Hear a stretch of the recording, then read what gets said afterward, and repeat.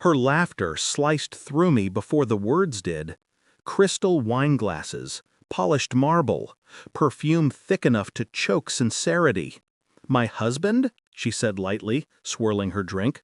"He's just a pizza boy at Dominos." Their circle of executives, her world, not mine, leaned back with rehearsed smugness. Her sister's lips curled. So disgusting. Imagine living with that.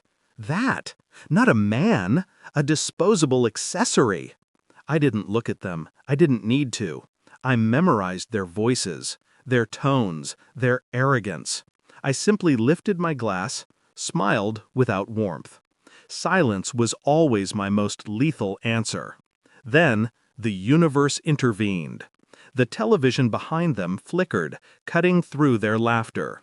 A news anchor's voice. "Meet the world's newest billion-dollar CEO." My face appeared on the screen. Polished suit, cold eyes, power breathing through presence. Gasps, a glass slipping, someone choking, not on wine, but pride. Her sisters froze mid-smirk. My wife's smile evaporated. Their world cracked in real time. I didn't turn. I didn't acknowledge. I wanted them to drown in the humiliation they birthed. I wanted them to feel small. Sometimes revenge does not need fire. Ice works better. I lifted the glass again, tasted silence, tasted control. The game had only just begun. There was a time I might have laughed with her, trusted her, believed her softness was real. Love makes fools. Power exposes them. I used to think betrayal came loudly, shouting, slamming doors, wild tears. No, real betrayal is quiet, polished, served with a smile.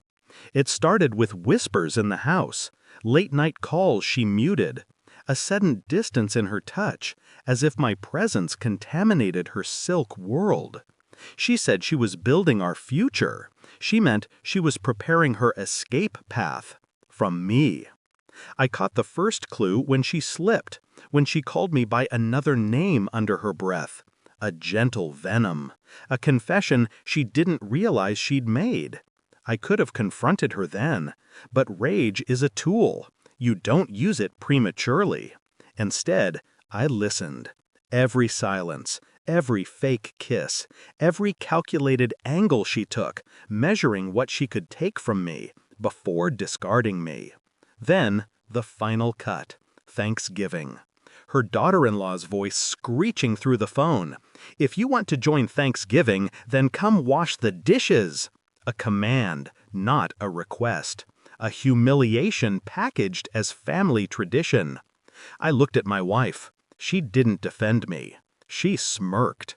I replied only one word: enjoy.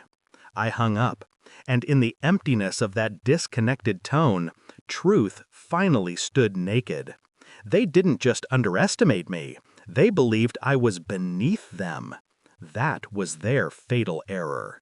I did not shout. I did not accuse. Noise is for the weak. I observed. Passwords memorized. Locations logged. Shadows followed silently. The phone she thought she hid in her gym bag, clone synced. Bank transfers traced. Whispers recorded between her and him, her real dream man, a polished parasite with business cards and no empire to stand on. Funny.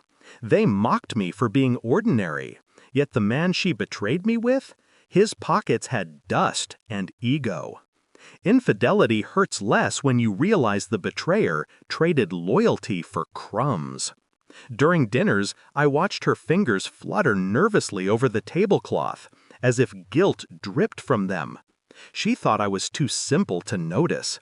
I almost pitied her intellect. Almost. A DNA test followed. Our daughter, the child she swore was our miracle. Miracles don't lie. Paper doesn't lie either. The results arrived. My hand did not shake. Her smile that night was sweet, rehearsed, rotten. "You're quiet lately," she whispered. "I'm thinking," I replied. "About what?" Truth. She laughed, soft, nervous. She felt the noose tightening and never saw the rope. The reports lay on the dining table the next morning. Her eyes scanned, her face drained. DNA results, financial evidence, recorded calls. His messages degrading me, promising her a glamorous future. None of it shocked me. Truth rarely does when you expect it. But her reaction? That was art. Her lips trembled, her breath stuttered. The walls she built shattered around her privileged bones. "It's not what you think," she whispered. I didn't speak. Silence carved deeper than any sentence. "I can explain," she pleaded, reaching for my wrist. I pulled my hand back, slowly, calmly. Fear entered her eyes, not of losing love, but losing lifestyle. She didn't cry for me, only for herself. In that moment, I saw her clearly, empty soul dressed in diamonds. I stood, buttoned my jacket, left her drowning in truth. Some storms don't roar, they suffocate. I didn't announce revenge, I executed it. Bank accounts transferred, properties shifted, shares reclaimed. Quietly, legally, brutally. By the time she realized, her access vanished like her loyalty. She begged, she screamed, threatened, collapsed. None of it mattered. Then came the final blow.